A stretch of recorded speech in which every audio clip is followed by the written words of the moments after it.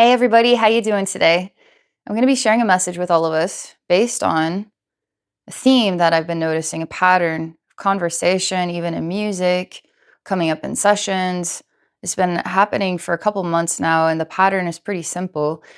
But you don't know how long you've got here on Earth. You just don't know when you're going to get called back. So death is really just getting called back. Called back where? Well, wherever you are. You don't need this experience anymore. It's complete. You've come full circle, whether you feel that way in your human mind or not. And so death is completion. So there's nothing else you need to do in this life. You've done everything you need to do. So you get called back. Called back to your higher self, called back to source, and called back. You don't need this life experience anymore. So you're moving on to something else. You're learning, right? You're growing. You've graduated high school, you graduated college, you graduated, got a PhD. So it's like we have these levels of learning, and now we're moving on to the next learning. The learning just keeps going and going and going and going. Even if we're resting or relaxing, we're still learning from that too. And that's actually an exciting thing. That tells me that at the core of everything, there is growth, growth through the experience of living, and whether that's here on Earth or somewhere else. So, how much time does anyone have left? Nobody really knows. It's a mysterious question. And then life transitions from what we know as human beings in this moment to what we forgot. Now we're remembering again. Now we're exploring new things. So, or maybe the same old thing. Who knows? Okay. I just wanted to say that.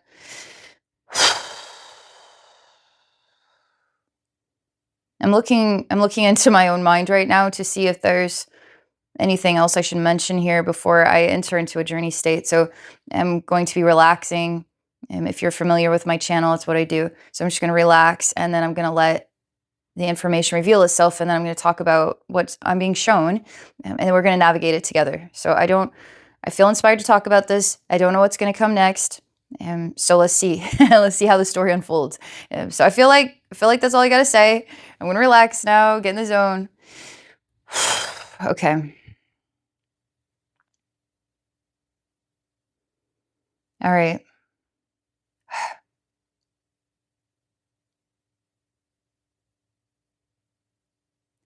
So instantly I'm present with a space that it's too perfect, it's too surreal and beautiful, and it you would describe this as heaven. The birds are chirping cheerfully. There's so many birds chirping cheerfully. It's like you hear those waves of cicadas, and here they are again, and they fade away, and here they are again, but it's like waves of chirping birds, almost like a Snow White story where she's in the forest and all the animals are coming around saying hello. It seems the birds are even welcoming us into a space where the sun seems to be alive. The trees are alive with a different level of expression, like they truly are your friends, your family. Everything about this experience, I'm surrounded by nature, I'm surrounded by animals, I'm surrounded by the presence of love, family. Everything seems to be alive, and it seems to be present for me. That means it's present for you. Everything here is then present for you.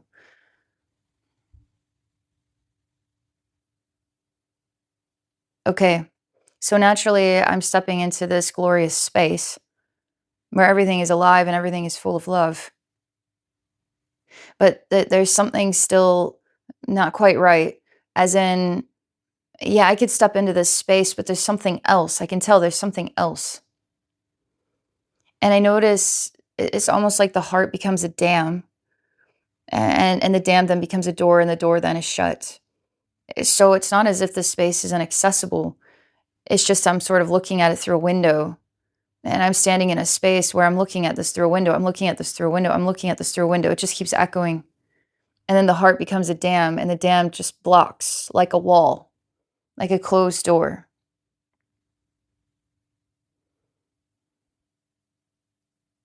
And I see a very elongated period of time. And the soul, much like a thinker, a deep thinker, okay, sits in the stars and explores what this is about. Where am I? And where do I want to go? Why can't I go there? Why can't I have that? I want to have that. But how do I get to that? And I want heaven. So heaven on earth, heaven within one's own self, for everyday life to just emulate in this vibe, that I have all of these cheerful birds and the living sun, and the trees are my family, and the space here is for me. It's in alignment with me, and I feel whole within myself, not separated from that which I want. I have what I want already inside myself completely. I am complete with all that I could ever want. And there's an interesting conversation here about what we want as human beings. And we want a higher paying job, and we want the perfect soulmate. We want to stay young forever. We want. Okay. But what this heaven space is about is not about wanting. It's almost like having. You already have. You already have. And the richness is real. You already have the richness. You already have. And then there's this sense of separation and this elongated period of time where the soul then ponders in the stars. It ponders how to get what it wants. But what it truly wants is just the sensation of heaven. Heaven, heaven, heaven, heaven, heaven. Heaven, heaven, heaven, heaven. Is separated from that which it genuinely wants, which is heaven, which is then to go home to heaven. Not to be here. It's to go home to heaven. So to pause for a moment here.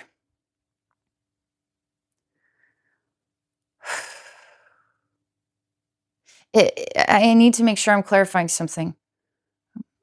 Let's say you want a hot dog for lunch today because you're hungry. Say you want a brand new car because it'd be nice to have that super hot car versus that basic car, or versus that junkyard car. Let's say you want to win the lottery. Let's say you just want your children to be happy.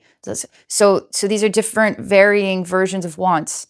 Some don't seem to be that big of a deal. Some seem to be material, or so there's different kinds of wants. But all these unique wants actually come back to what is the wholeness of oneself and their relationship with what they left behind, which is what they already carry within themselves. So true heaven isn't somewhere you go to when you die. It's something that you already have within yourself. So how do you revive that divine truth? How do you become aware that there is no separation? Even if it feels like there is, that's the ultimate illusion. Why would God do that to us? Why would God do that to us? Take heaven out of our equation, create a blanket over it so we would think that we didn't have it right now. So we are already whole. So that's already a clue to the complexities of what we're exploring here. Is who do we become? Who are we when heaven is sort of shielded from our awareness that we already have it inside ourselves? Who do we become? What choices are we making now? Do we become monsters? Do we become angels? Do we become more patient? Do we become wise?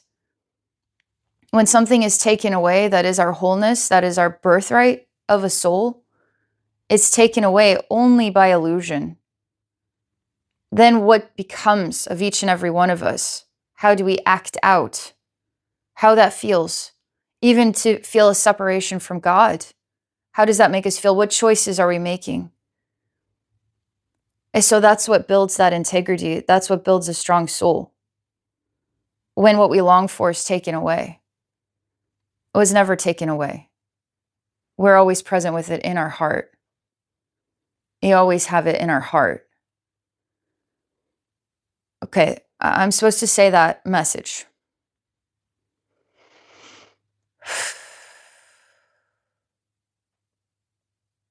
I see this one pondering in the stars, and it's a very elongated period of time.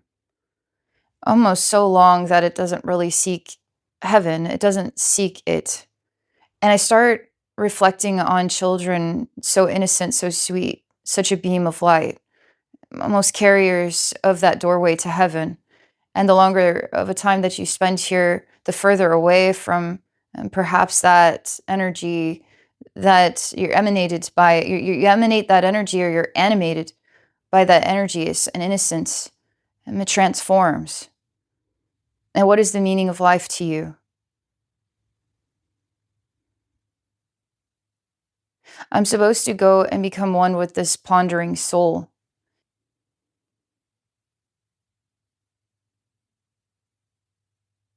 I feel like I'm trapped in some way without the thought of it. I'm just inanimate. I'm not animated by myself, even my own ponderings. I seem to cease to exist because I am still. Because I am still. I cease to exist. Because I'm not in action, even in my own mind now is stopped, almost like I've become ice. And I'm just, it may perhaps in a time capsule. I don't know what the structure is, but I am still completely and utterly still. I have stopped. And it even highlights STOP, STOP. I've stopped. Stop, stop, stop.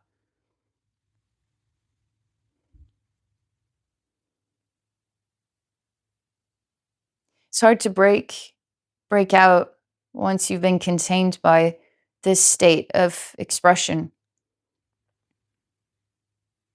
The less you move, the stiffer you become. The less you move, the stiffer you become. It keeps repeating that. The less you move, the stiffer you become. And that's for a human body, but that's for a soul as well.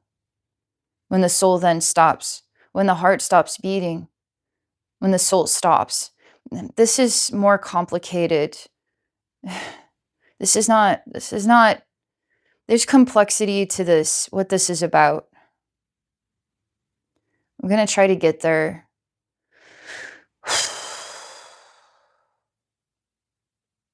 Souls can stop. All right. So souls can stop. If a soul stops, that is the closest thing to soul death you can achieve, is just to stop. And through a human experience, you can shut yourself down completely. And what is animating you? It's a very good question, because some souls stop and then something else animates them. But somehow they're still intertwined with their original essence, but that essence is just a tiny little pinpoint. Some souls become depressed, they choose to cease to exist. Some souls cease to exist, but they're never really lost, they're just timed out. And it's a very strange thing if your soul times out and then something reactivates it.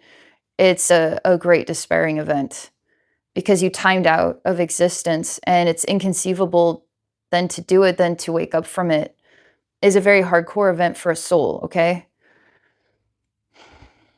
We're more than just this. We're so much, this is just something, okay? This human experience is just something. It is a small, minute something in the bigger picture of all the things that your soul does. And you're not just in the body, just doing this. You have overlays, all right? So your soul's doing lots of other things while you're experiencing this one life. That this life can be, in all of its illusions, very influential to what is your behavior.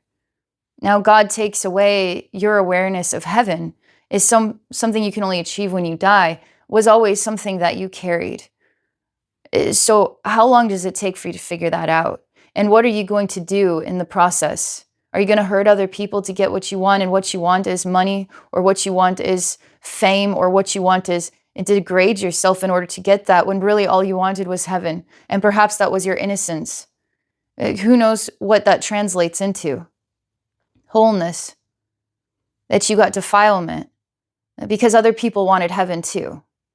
And so what were their actions, and what was the domino effect for your life? And what was the domino effect then for your choices, and how did this influence you? That's why heaven is sort of like the worm on the hook. But we already have it. So this here is a soul in stillness. This is a soul that is stopped, and it's an inconceivable event. This happens. It's horrifying, okay? When I come across this is horrifying, because I already know, and I've seen it. I already know what this is going to be like when the soul wakes up, and it takes time to recover, okay?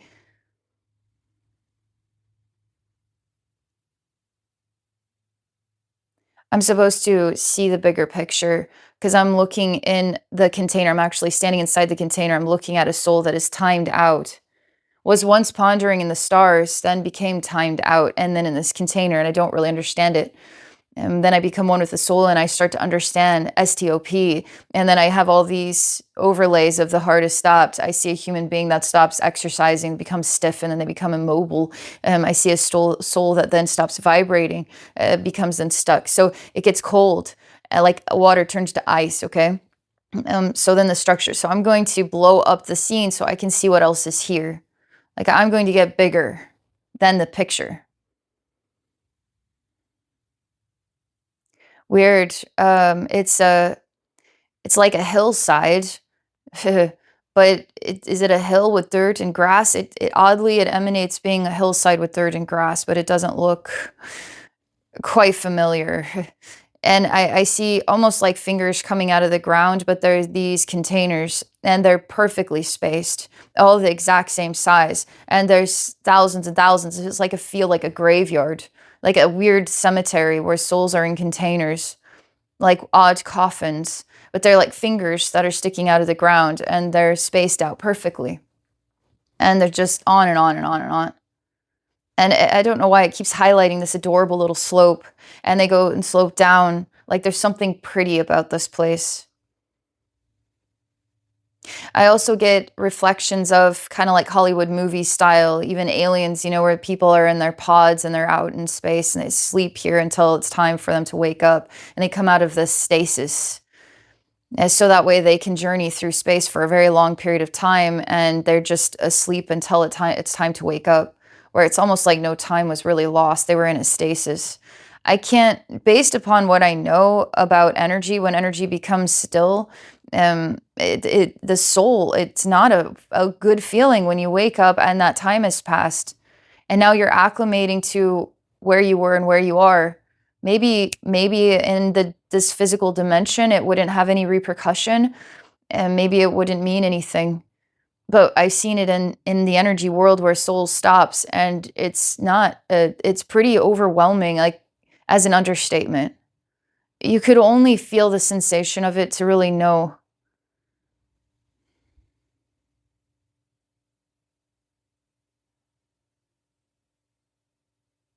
I'm asking, why am I here? Why is this associated with the topic? Why are we exploring this?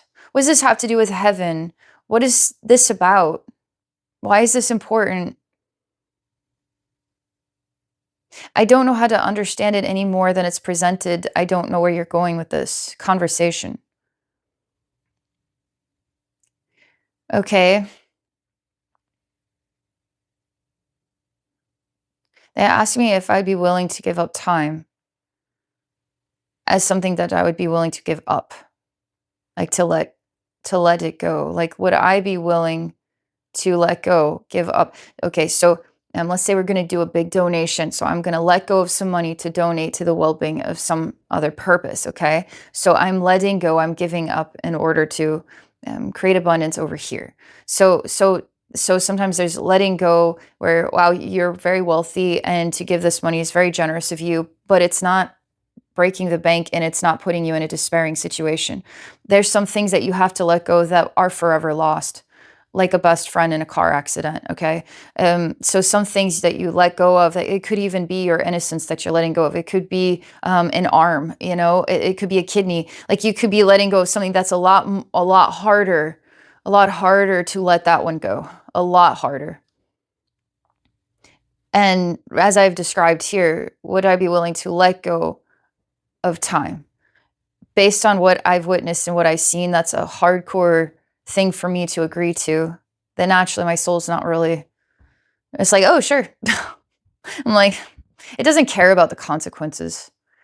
It does not care about the consequences. We already know the consequences. Sure.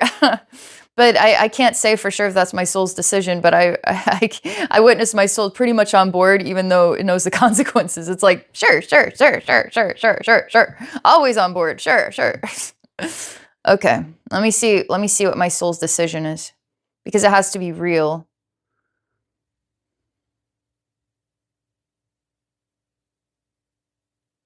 Oh, this is there's another level to the request. Are you willing to give up time? And now it's not to become one with the pod here, one of these many fingers upon this comfortable slope. It is to monitor this space. And I could be present in this space. An aspect of myself could be present with this space forever. So I would be imprisoning myself here. But I wouldn't be in a stasis. I would be active.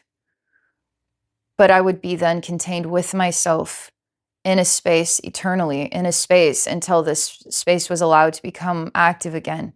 Even in eternity, there is time. Even if there is no time, there is still time, especially if you are in a container alone with yourself amidst all these containers. It's, okay, one of the greatest hells you could give a soul is to be contained with itself for eternity. That is the ultimate like can opener, you could say, because you have no idea the depths that you could travel within yourself, but you will find stagnation. You will find unbearable stagnation. You will seek so badly to conquer it, to find the can opener again, to open something new up, but you might not be able to. Wow, why is this going into such despairing conversations? Because that is what happens when you're strong enough to embrace the veil. That is what happens when you're strong enough to embrace the veil, where you don't know where heaven is anymore, and where you yourself end up becoming the very container because you can't find the can opener to open yourself up anymore. Then the heart stops beating. The whole soul then stops. So the ultimate challenge here is not to conveniently contain myself. Yeah, it's going to be hard to wake up, but to choose to be in eternity amidst so many sleeping souls, to watch the space, so to speak. Do I need to watch this space? This stuff is a real thread of exploration. It's a real mirror. It's a challenge. It's a test. Because the space is already being watched. It's not because I'm there watching it. It's just, would I explore this? Would I gift my soul the blessing of this horrifying experience in order to know what I'm made out of? And they're talking about human life. Is it heaven that we seek, or is it to know what we are made out of that we seek? We already have heaven. We already bring heaven. We already are heaven. And everyone that we come across, whether they're in pain, whether they're absolutely unbearable to be around, or they're wonderful, they carry heaven too. We are all seeds of heaven. We are all seeds of experience, unfathomable experiences. We are all seeds of the pondering soul into stars. So that is the message for today. Oh, I guess I'm supposed to answer the question. No cliffhangers here, everybody. Okay, let me see what my soul decides here. Okay.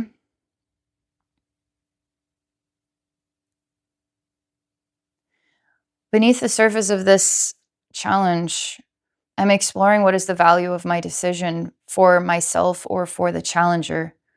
Is it a challenger that is gaining from what I am giving up? Is it me that is gaining from what I am giving up? And I have to explore, I have to weigh what is the value to me, not to the challenger, but to myself, genuinely. What does this mean to me? But it keeps reflecting, well, what does this mean to the challenger? And it's showing me many, many times where human beings, almost like their minds, their hearts, their life paths are toyed with by some weaker soul that's encouraging them to challenge themselves, to embrace or take on some kind of hardship without them realizing what they got talked into. It's really for the challenger to challenge themselves to play this role. So I reverse the mirror, and now I'm standing here humbly and saying, is this what you want? Is this what you want for yourself? Then why is it what you want from me? And I can't tell if the challenger is self-aware enough to answer my question, but does reflect that they are one in a container here, and that those in the containers are lonely, like ghosts that never left the cemetery, and they seek the presence of others. And this is taking me to a whole nother ballpark about lonely souls and ghosts.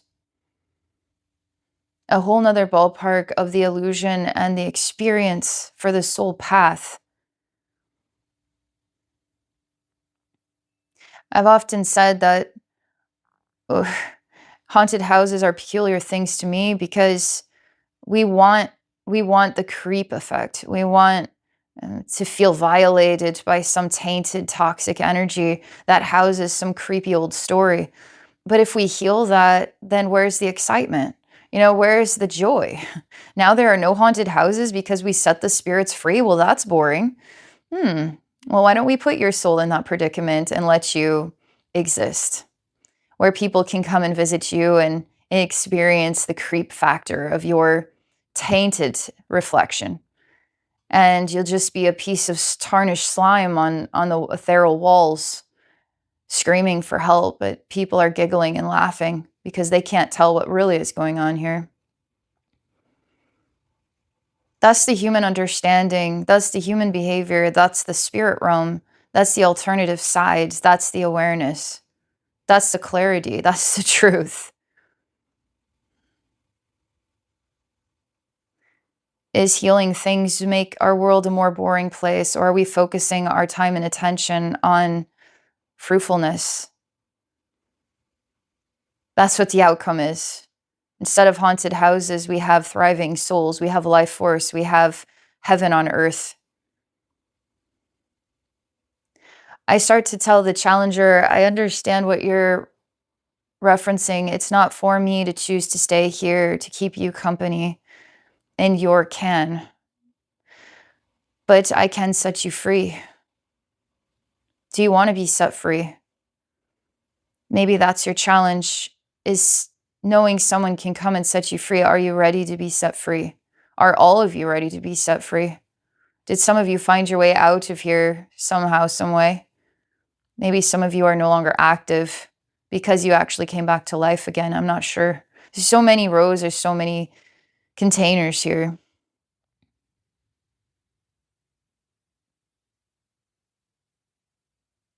I'm noticing that beneath the surface in this comfortable slope of land and beyond, there's something brewing underneath here, basically like the ultimate demon, the ultimate Satan, and the container of souls. And I see that this doesn't want to give up its ground, and it wants to hold on or possess souls for ever and ever and ever and ever and ever and ever and ever for all eternity. But what is its fear? What is its ultimate challenge? If it lets the souls go, then what is it made out of? Itself and only itself. And is that a bad thing? No, because even Satan contains heaven. Do you see how we all have lessons to learn? Do you see how we are all challenged in our own unique ways? Do you see how to make a solid decision? So the answer isn't always sure. It depends on what the harmonious balance of the exchange is about to the depths of who I am.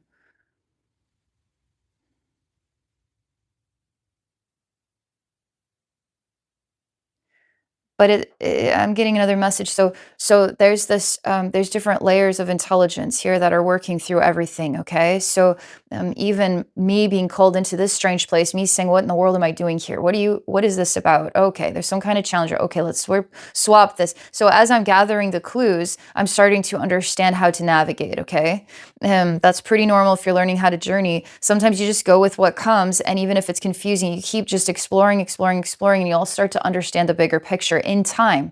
Because I can't just give you a convenient message, because it's not giving you the depths of transformation. And what we discover together in time is sacred. So the fact that you're still listening means that you are choosing to nurture your own energy field with the time it takes to learn and grow. Versus just a convenient message, because those are nice too, because they're nice and simple, they get to the point, and then 2 weeks later it's a flickering thought somewhere in the distance of your own mind. Probably won't remember it until 5 years, and you can't really recall it at all anymore. That's kind of like the way the mind works. But this message might become a part of your very blood and circulatory system, might become a part of your heart, might become a part of familiarity to even your own soul journey. That's activating something inside yourself that you didn't realize it was there until I started talking about it. So you are growing just by listening. But at this higher level of awareness, it's like God's awareness, okay? This higher level of understanding about the framework of this whole thing. I'm just something wandering around, and God's like, "Oh, what are you doing wandering in there? Okay, let's see what happened." But there's a divine balance that's always upheld. There's always a divine balance, even if it doesn't make sense. There's always a divine balance, and the reason for everything. There always is a reason for everything, okay? Even if it doesn't make sense, there always is a reason for everything, even if it doesn't make sense. You got to trust in that, okay? Where you are is right where you need to be. The decision you're making is the divine decision. What happens next, whether you like it or not, is the right place for you to be and the right experience for you to be having. And remember, heaven is with you. You never left heaven, and you're not really going back because you're already there. So heaven is always with you. So where are you getting drawn back to? You're taking a break from this timeline to experience recall, and then wherever, okay, from there, wherever from there. All right, so it's like the snap of a finger. The snap of the finger is the next experience, and it creates ripples through this strange space with the containers, the fingers coming out of the ground, and this stop, S-T-O-P, stop, still. And what is beneath lurking? The demon that contains souls, okay? Satan, it's a reflection of what Satan is all about. But now, if God decides that you're being called back, Satan, okay? Now Satan has no choice but to let go, but I'm being told that what is a more valuable death for Satan is the letting go of souls, and now the reconciliation in its own life force of its identity going without is a more valuable path. So then Satan dies and we're all set free is not a valuable path for Satan or for us. The most valuable path is for the souls to be set free and then Satan self-realize at the next level, but the souls too will have to self-realize, because any soul that is consumed by Satan, do you see where we're going with this? What did they do with themselves? Then what did they let animate themselves? That's why you have to ask yourself, what is it that you want? You actually just want heaven. And so what are you willing to do in order to get what you want, which is the ultimate illusion, which is you already are whole. You already have everything you want. And so some people will sell their soul in order to get what they want, which is all a really absurd and ridiculous, pathetic illusion. So that Satan now becomes bigger with more food, souls, soul sucker, and voila, you get the cold container. Now you have to wake up to your decisions. That is a nightmare. That is an absolute horrifying nightmare. But there's those of us who understand these sorts of things. I got no judgment here. All I want to do is help people to find that life force within, and let's keep moving forward with life force, because that's where we all win. I want everyone to win. And it's not just me. It's about all of us winning. And I love seeing people coming, like bringing it to the table, what they're made out of. It's like, oh man, look at what you're made out of. You are bringing this to the table. You're awesome. Like, imagine we're all like this. Like, you're like this, you're like that, you're like this, but you are in tune with your true essence. We're still all unique, doing things our own unique ways, but we're bringing out the life force in each other and in this existence here on earth, now heaven on earth. So I'm in between here, the snap of the fingers that is creating a transformation of souls being set free. And there's something they're saying about how I'm picking up on this strange conversation keeps coming up. It comes up in music. It comes up in sessions. Is that we don't know how much time that we have left. And it's almost like Satan, you just don't know how much time you have left. Hey, all you souls that are in the container, you don't know how much time you have left. And you may actually value being in the container more than when you wake up. But no, you will value waking up more than you ever valued being in a container, because you were just being controlled. You were never really yourself, because all you wanted was heaven. And all Satan really wanted was heaven. But then this was Satan's choices, and this is your choice. And now this is your experience. And there's a lot of movement here and different representations of life and death within a single lifetime. It's not for Satan to die, but Satan to self-realize, with the freedom of souls now to self-realize, and everybody is waking up from a weird freaking dream. And that is going to create major earthquakes within each and every one of us. So that's the message. Anything else I'm supposed to talk about, universe? I feel complete. That's the message. Thank you all for watching. I wish you all well. And if you want to book a session with me, Abbey@normalswisdomquest.com is where you can go to do that. Bye for now.